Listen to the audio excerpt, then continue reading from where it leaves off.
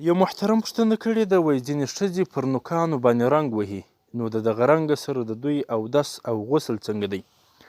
نو محترمینو، تاسو باید دې مسئلې ته ښه متوجه سئ، ځکه نن سبا په ښارونو کې اکثره ښځې دغه نوکرنګ استعمالوي، د لاسو او د پښو پر نوکانو باندې دغه نوکرنګ وهي یا پر مخ باندې خالونه په وهي. نو د دې نوکرنګ هیئت و کیفیت داسې دی چې کله استعمال سي پر نوک باندې یا پر بدن باندې، نو په 3 یا 4 ورځو دغه رنګ نه بیلیږي.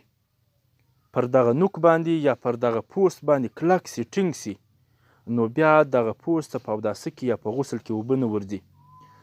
نو په اوداسه کې دغه مفروضه اندامونه چې د هغو مینځل په اوداسه کې فرض دي، اوس د لاس مینځل تر څنګلو دا فرض دي.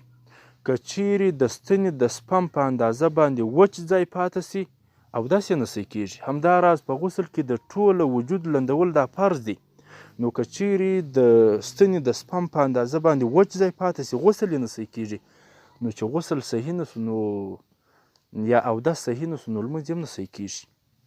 نو دغه نوکرنګ به یې څوک ورته راوړي، یا به خاوند ورته رانیسي، یا به وړونه ورته رانیسي، یا به پلار ورته رانیسي.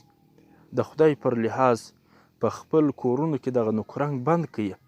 نو هرې ښځې که چیرې د دغه نوکرنګ سره اودس کړی وي یا غسل کړی وي، بیا هر څومره لمونځونه چې په کړي وي، نو هغه لمونځو ته دې حساب وکړي، د دې ټولو لمونځونو راګرځولو ورباندې فرض دی، لازم دی ورباندې. او هغه دکانداران چې دغه نوکرنګ خرڅوي، باید دغه مسئله لاس پر لاس کې د دغه نوکرنګ خرڅول تاسو ته حرام دی. دا سبب د حرامو دی، سبب الحرام حرامون. نو ستاسو په سبب باندې د دغه ښځو لمونځ یا غسل صحیح نه دی. د دغه نوکرنګ خرڅول دکاندارانو ته حرام دي، دغه پیسې ورته حرامې دي.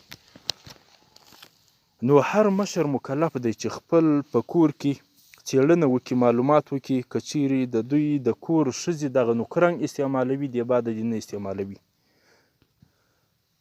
ځکه که چیرې پر وجود باندې دغه پر دغه نوکانو باندې دغه نوکرنګ وي، نو د دوی اودس او غسل نه صحیح کیږي. هغه په دې خاطر چې د دغه رنګ څخه ځان ساتل ممکن دي او لرې کول یې هم ممکن دي.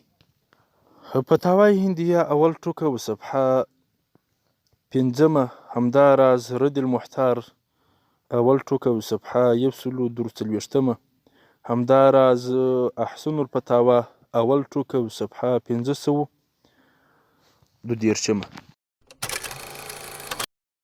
ملګرو، په دې هیله چې ټول به روغ او جوړ اوسئ.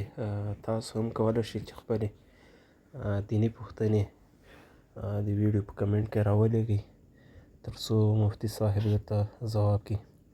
ملګرو، زموږ دا پوسټونه تر نور ملګرو د ثواب په نیت شیر کوئ، تر څو هر یو مسلمان د دې هر یو مسلې خبر او پوه شي. السلام علیکم.